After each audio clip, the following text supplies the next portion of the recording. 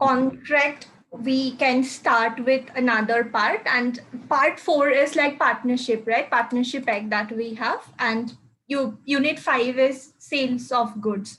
So these two are two specific legislations that we again need to study, and these are the topics that are given right in the syllabus. These are the topics that we have, and also there are questions. So these are basically questions from previous year question papers with regard to partnership. So similarly, we'll see other questions also. So more or less, they are covering topics from these only. Okay, whatever is given in the syllabus from there, basically they are giving. You can study this part.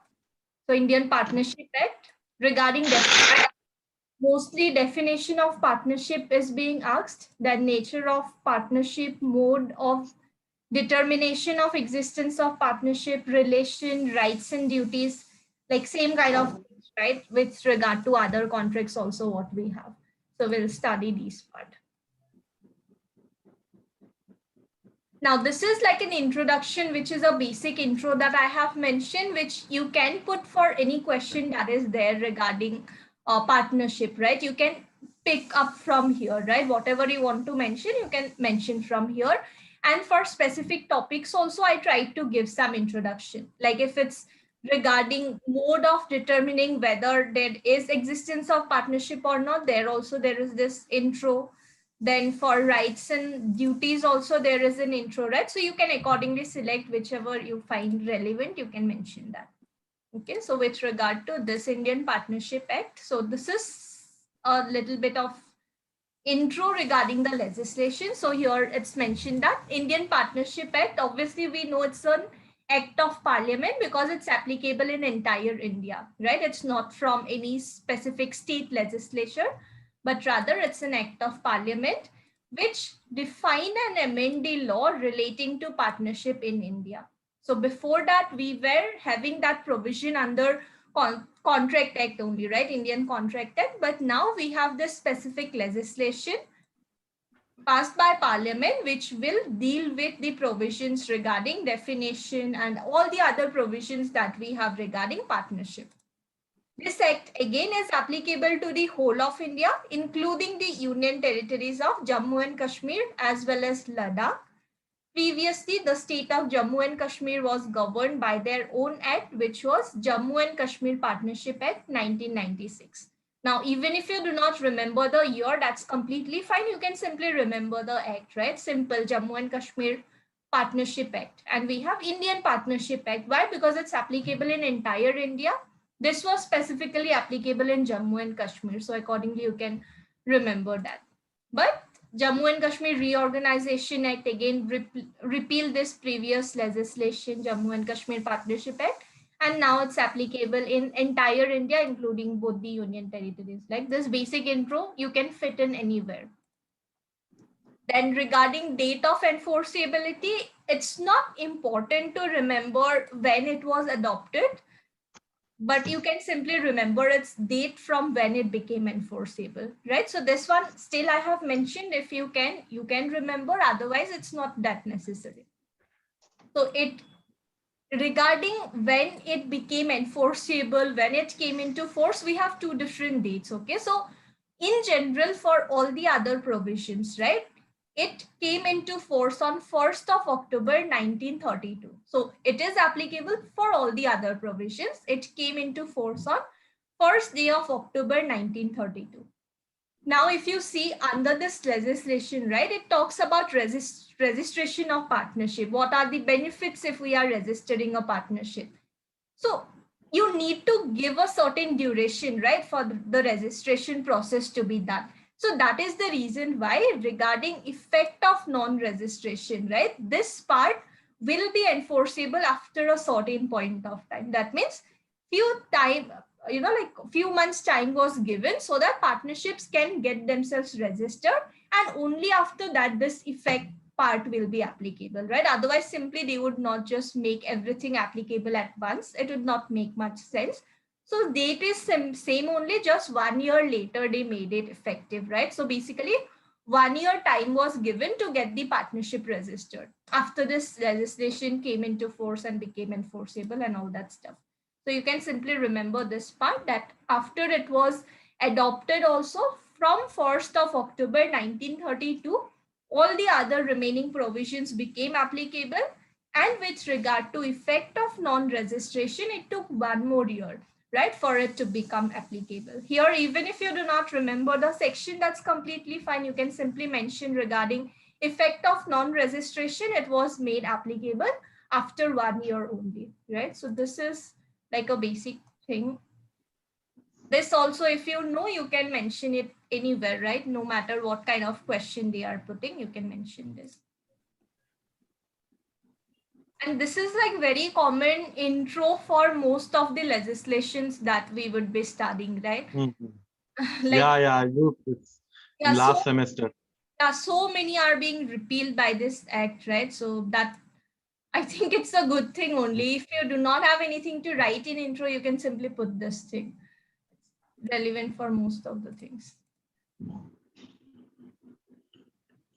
So now with regard to definition, right? Sometimes they are asking that, like define partnership and then some other question might be rights and duties of partners or something like that. So for definition, there are quite a few definitions given, but simply partnership would be like most relevant. Okay. I'll just open the bare act. Partnership Act. So if you see the legislation, there are few definitions given, but all those are not important. They are only asking you to define partnership. So that one you can refer. And like other legislation, it's not section 2, which is giving the definition of partnership. It's section 4. Okay. For most of the other legislations, all the definitions you would get under some section, some subclause of section 2 only, right? But here it's different. It is section 4. So section 2 has got few definitions, but these are like act of a form, business, prescribed, register, third party, those words are being defined. Okay. So those definitions are not relevant. But with regard to section, yeah. Are you referring to the act? Because we are seeing the word file, we are not seeing the act here. Yeah, just nothing much to show actually. I can show you if you want to. Yeah. So this is the act. So for most of the legislations, it would be like section 2 will provide for all the definitions. Like that's applicable even for Indian Contract Act.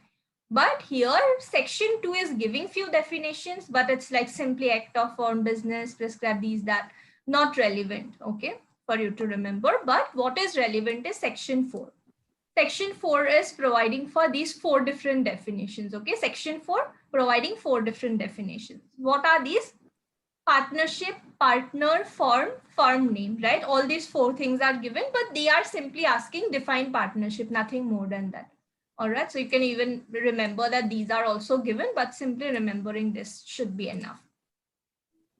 What is partnership? Partnership is the relation between persons who have agreed to share profits of a business carried on by all or any of them acting for all, right? So why is it all or any of them? Carried on by all or any of them? Because sometimes one will be an acting partner, so other may be an sleeping partner. So he might have participated as only in doing only investment. Yes. So only in terms of might be he is providing capital or some other stuff, but that person might be a sleeping partner also. So partnership will include relation between partners who have agreed to share profits of a business which is carried on by all or any of them. Whoever is carrying, they will be acting for all, right? For benefit of all those partners, they would be working, right? Whoever is working. So this is the simple definition of partnership that you can try to remember.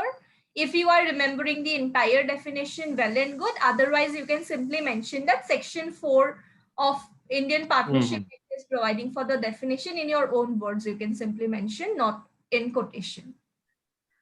Right? Then persons who have entered into partnership with one another are called individually partners and collectively firm, and the name under which their business is carried on will be the firm name, right? So these, they are not asking you to define, but this much would be relevant. Okay, so just try to remember it is section 4, providing for 4 different definitions that we have, right? So this is with regard to the definition part.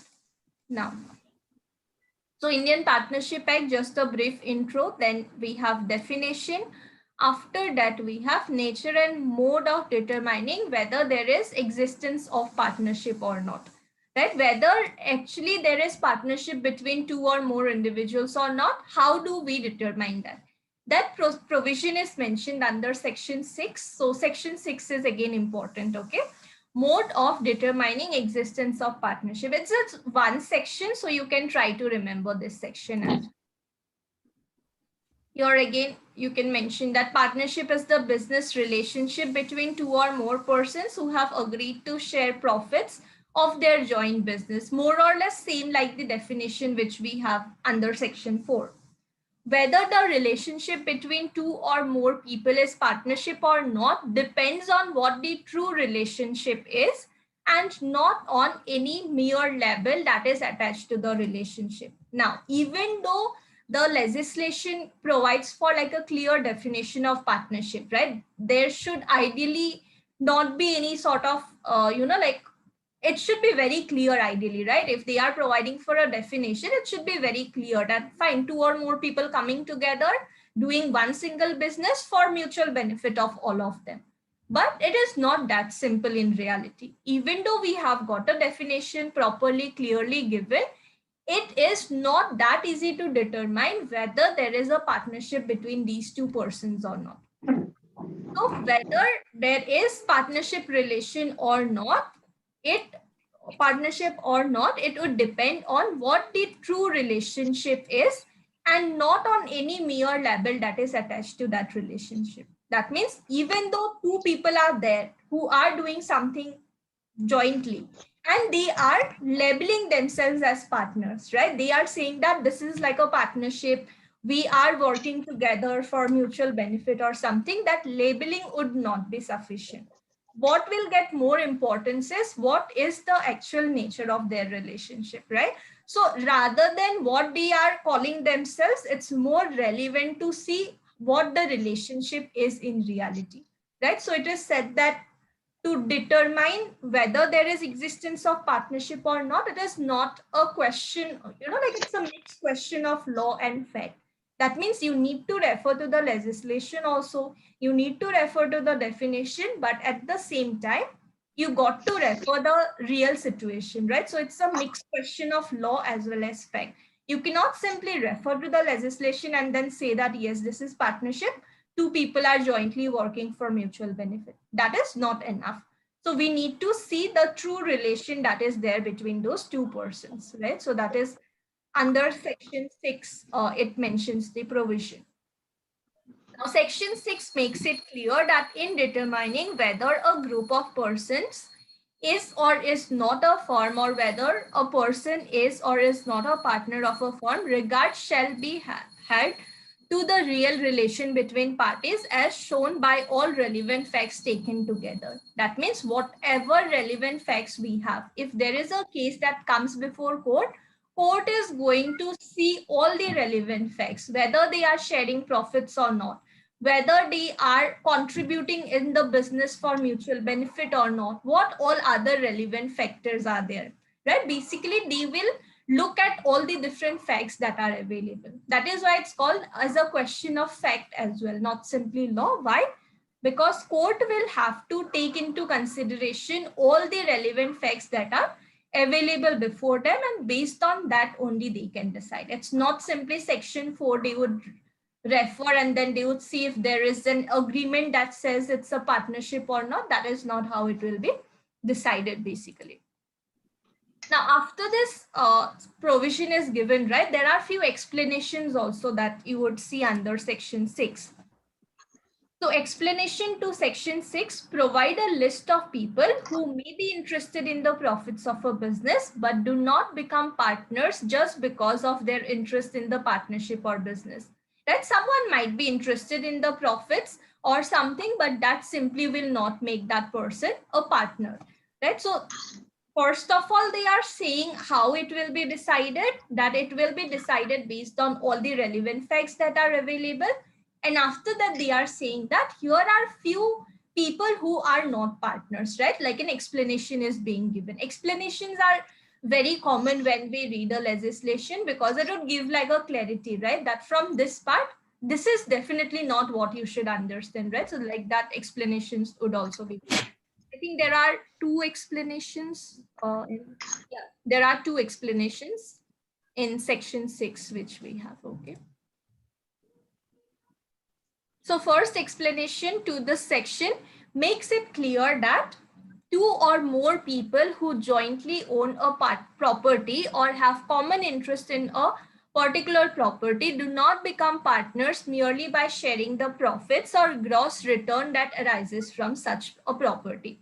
Even though there are two people who might be having a house and that is rented, and they have decided that, okay, fine, we are going to share the profits, we are going to share the rents, whatever we are getting. That does not make them like a partners, right? It's not a partnership business if someone is renting a house, right, and they are sharing the profit that is being that they I are think who has power of attorney, that person will be the major controlling interest, right? Like in that also, right, power of attorney would be given basically if might be if there is like an owner who wants to sell the entire property and then like give it to a builder, might be construct a flat or something. Power of attorney would be given that you can represent all of us and you can get everything done. But that also I don't think would become partnership, because again, there the owner is basically transferring the rights, right? So that would also not make it like a partnership. That is just in order to get everything done smoothly, they would do power of attorney. Like I saw there was one owner which was like 93 years old in Bangalore itself. Okay, he was like 93 years old. He had this big property. Okay, so he wanted to sell it to a builder, and then builder would construct like 2 flats there. Okay? And it would be in name of his 3 sons and 1 daughter. So at that time, someone was given power of attorney rather than the father going and doing everything, right? Someone was given power of attorney, and that person got everything done and all that stuff. So there it would be basically done. So this is the first explanation basically says that simply because you are joint owner with someone else of a certain property and you are gaining some profit out of that property, that will not make you partner. That is the first explanation which we have. Now, secondly, it provides a list of people who they receive a share of the profits of business or payment contingent upon profits earned by the business are not partners of the business. That means it is providing for list of few people who are gaining some profit or some share out of the profit, but that also will not make them partners of that particular firm or of that property for that matter, right? That they are also not partners. A person who has lent money to a partner or firm which is engaged in some sort of a business, and he is getting some share of profit instead of any interest on the money that he has given, right? There might be some investors and all in startups or some small companies, right? They would have many investors coming in. So one investor might say that whatever I'm investing, you simply share some like amount of profit rather than you paying interest on the money that I have invested, right? That also would not make them partners. Okay, so they are simply getting some shares just because they have invested there. A servant or agent of a business may be given a portion of profits of the business either in addition to or in lieu of his regular remuneration, but that does not make him a partner of the business. In offices and all also, right, we would get bonus, right? If there is like a huge profit, we would get bonus, but that does not make us partners with the company for that matter, right? We are simply employees and we are getting some bonus or some remuneration because company has done might be extremely well, right? So that also would not make us partners, even though we are getting some amount out of the profit that the company is making, maybe in addition to our regular salary that we are getting. So that will also not make us partners.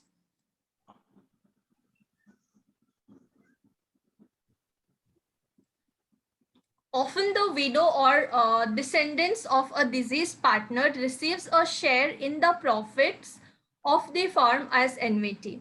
This also does not make them partners. So if there are like 3 partners who are jointly doing some sort of a business, one partner dies, his widow or other descendants might be getting some amount of money from the partnership, right? But that does not make that widow or the other descendants a partner of the firm, right? They are simply getting that money because of their relationship with the partner, right? That deceased person. So they are also not partners simply because they are gaining some money out of the profit of that partnership. A share in the profits may be offered as consideration to a part owner or the previous owner of a business who sold his share or his business along with the goodwill, but such a person thereby does not of itself become partner of the business. Might be like, what is goodwill? Value of a reputation, Reputation. brand value. Yeah, brand value basically, right? We would know that, okay, fine, this brand we know of a certain quality and people would accordingly go. Now, if someone has sold his goodwill, right, to another person, everything will be done, right? Like all the transactions would be done and the goodwill is sold. After that also might be the person is making huge amount of profit just because of that goodwill. And if that person wants that I would be giving some amount to this person just because of this person only, I'm able to earn so much of profit. If he is giving such a contribution, right, in that case, that previous owner will not become partner with this person, right? Simply he is giving some amount as consideration, right? So that will also not make him a partner of that particular business. So these are basically some small examples of, even though a person is gaining some amount, some profit, that person is not a partner, right? So section 6 is mainly telling us how we would be determining it and what are some of the people who are not partners. But this is not making the thing clear, right? We are still not clear how do we determine them. We have got an idea who are not partners, but how do we determine that? For that, we have like a list of things, okay? So we have few cases and we have like some factors that we should be considering, okay? Some factors that we should be looking at. If those factors are present, then there is a possibility that it's a partnership, okay? There is existence of partnership relationship. Now, the existence of partnership cannot be determined on the basis of expressed intentions. Expressed intentions or labeling is same only, right? Just because 2 people are saying we are partners, that is not sufficient. We should be considering a real relation that exists between those people. So there was this case also, which was decided by Bombay High Court, by a division bench of Bombay High Court, Raghunandan Nanu Kothare versus Hormasiji. So in this case, it was held that mere use of the word partner does not give rise to partnership where there is none. So simply because you are labeling it as a partnership, that is not enough. If there is, in reality, partnership is not there, right? So that labeling would not be enough. The existence of partnership is determined by actual or real relationship between the so-called partners of the firm. And how do we determine them? It will be inferred from all the relevant facts. Like we saw in the provision also, right? Section 6, that it will be decided based on whatever is the existing fact that we have, and not merely because they have labeled themselves as partners. It depends upon the intention of partners as shown in their agreement or conduct. There might be a partnership agreement that is there between the parties. So court will be seeing all the terms and conditions that are there, all the clauses that both of them have agreed. Apart from that also conduct, right? How they are actually satisfying those terms and conditions of that partnership agreement, which gives rise to an implied agreement or both, right? So we would be considering whatever are the available facts, relevant facts we have, we would be seeing everything and accordingly it would be decided. Mere common interest does not make a person a partner.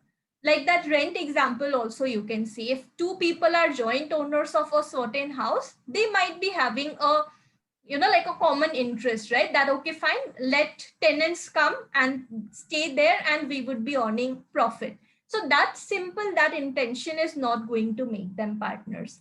So in the same manner, sharing finances will also not make two people partners. If you are getting some amount of rent, you are equally dividing in between the two partners, that also will not make them partners basically. So what we need to understand is we need to see all the relevant facts that are available with us, and based on that we would be deciding whether there in reality exists a partnership or not.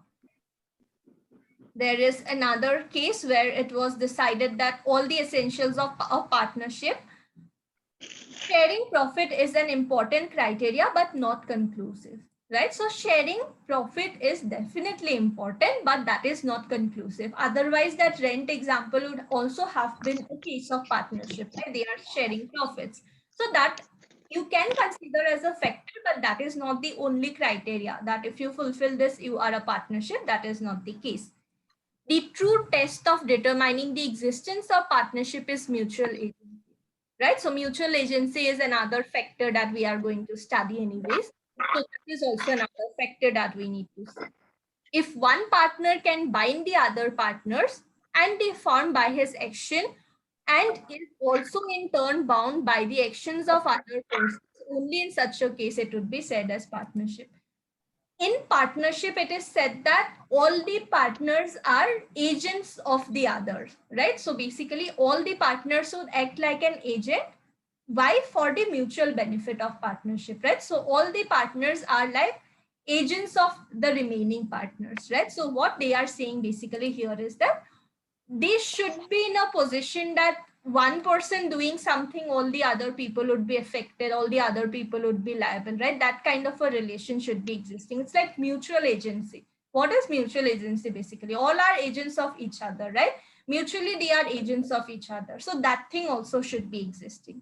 But again, that is not conclusive. There would be other factors also which we need to look at, right? So these are two cases that basically makes it clear that you cannot simply refer an agreement and then decide, yes, fine, this is partnership or something like that. There would be multiple other factors that we need to consider. Now, broad parameters, test of partnership. There are some broad parameters that you can refer to in order to determine who is a partner, who is not. Now, this is again a case decided by Supreme Court of India. And in this case, right, Supreme Court laid down some grounds or some parameters that we can look into to come to a conclusion whether that particular relationship is partnership or not. So these are few grounds that we can consider, right? We can consider whether these grounds are present or not. If yes, might be this is a partnership.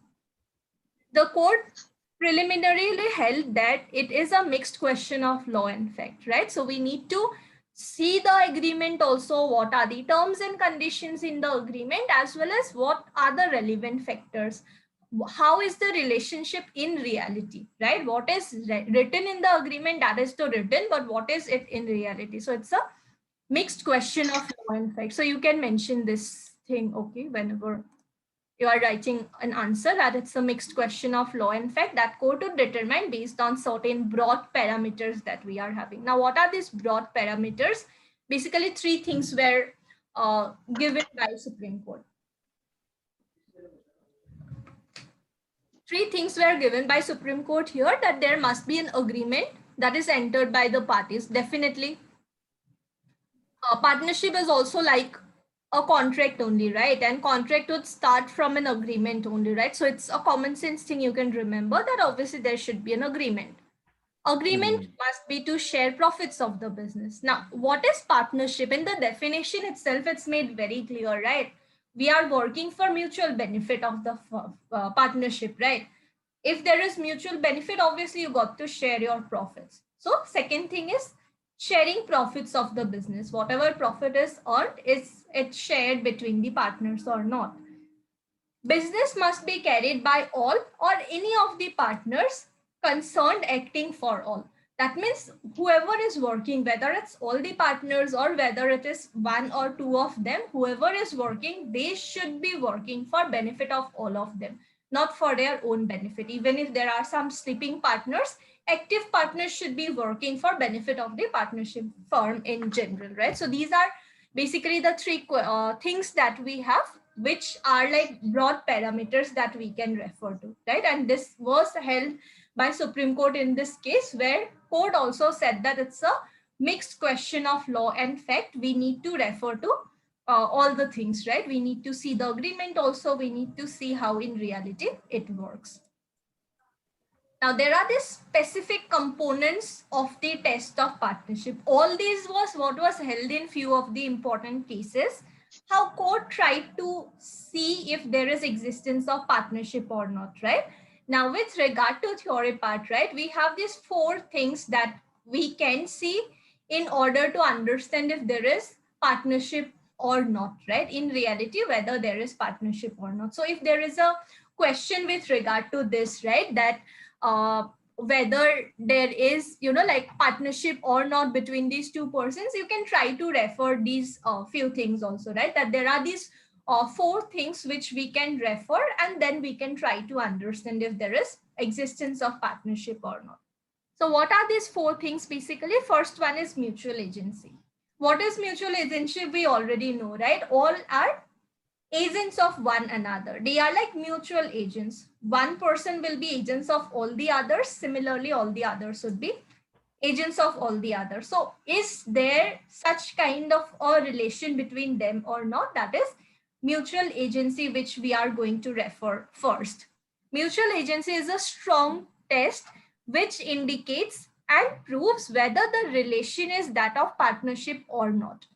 It has been categorically held and supported by judicial precedents also. Court has also said that definitely all the partners should be acting for benefit of, like this one only, right? Business is carried on by one or all the partners for benefit of all of them.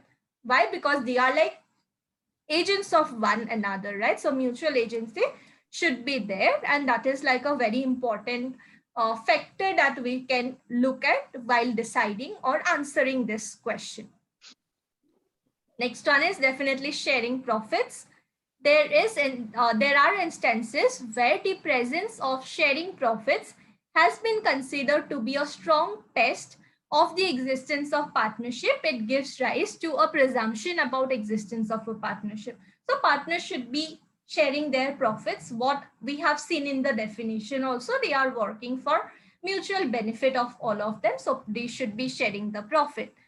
But it should not be denied that even in the presence of jurisprudence governing partnership, sharing profit is considered as a very strong test of partnership and also considerably strong evidence to prove the same. It is true, but the payment of contingent would not change the position of a person to a partner, simply because, like we saw that example of paying bonus to employees. Simply because they are paying bonus, right? There might be a contingent factor that if company is earning like its profit is like 50% more than last year, then they would be paying some bonus to its employees. If there is such kind of a contingent factor and accordingly they are paying bonus, that will not make the employees its partners, right? So this part you can try to explain that sharing profit is important, but simply because someone is sharing profits by way of bonus to its employees, employees are not going to become partners with the company, right? So mutual agency is very important. Sharing profits is also a very strong test to determine it. Next, contribution of capital is not required. It is well settled that for constituting a valid partnership, partners need not contribute capital. It means that contribution of partnership would not be considered as sine qua non of partnership. That means it's not like very essential that all the partners should be contributing in the capital, right? Why do we have this concept of sleeping partners, active partners, this, that? So many different types of partners are there. Why? Because Might be some people can contribute capital, some people can give their time, some people can give their ideas or other things, right? So it would be a combination of all the things. It's not that someone is contributing capital means that person is partner and someone is not contributing capital, simply he is putting his work or time, that is not partner, right? We cannot conclude like that. So contribution of capital is not required. It's not like a very important thing, otherwise it would not be partnership kind of a thing. It's not like that. Then fourth one is agreement among partners. It's definitely very important, right? Because partnership is again kind of a contract only that is there between the partners. So definitely there should be an agreement which should mention all the different things, right? How they are going to function, what they are going to do, how they can put an end to the partnership and all those other stuff, right? If there is any sort of dispute between the partners, how are they going to resolve it, right? All those important things would be there in that agreement, and which is very important. Importance of agreement, but this is like just an explanation that is being given, right? So you can simply refer that partnership is nothing but a contract only that is there between all the partners. So definitely agreement should be there mentioning all the different things. And this is like a conclusion with regard to test of partnership, right? So in intro and conclusion, I have basically mentioned with regard to what this conclusion is. So this one is test of partnership. How the test of partnership has been considered collectively and together. Since it is a major question of fact, the court is duty bound to consider all the relevant facts and then come to a conclusion whether partnership relation is there or not. Simply because somewhere Supreme Court has given these three grounds, you cannot simply consider, okay, fine, first ground is there, agreement is there, profit sharing is there, third point is there, so it's a partnership. You cannot simply conclude like that, but rather it's a question of fact. You need to consider all the relevant facts existing for that specific case, and accordingly you will have to decide, right? So court will have to accordingly keep all these are like some guiding factors. You can take reference from them, but these are not like hard and fast rule. If these are present, it's a partnership. Like that you cannot decide a case basically, right? So basically with regard to this, right, what is important is that this is section 6, which says that there should be this thing, but simple labeling is not enough. What is the real relation that we need to look into? Explanation part is only for your understanding. You need not mention it in exam might be, but if you want to, you can simply say that if company is giving bonus, that will not make its employees partners, like that. One or two examples you can give. Or if there is like house that someone has rented, two people are sharing profit, they are also not partners, right? For that matter, like that, 2 or 3 examples you can give, that even if 1 or 2 factors are present, they are not basically partners, right? So with regard to explanations, you need not write in that much detail. After that, you can come to the cases which we have. In all these 3 cases that we have, right? First 2 cases, they said that you cannot simply decide based on existence of a contract between them, but rather you need to consider all the other relevant facts also. Same kind of thing was declared basically, right? Then third case, when Supreme Court gave 3 broad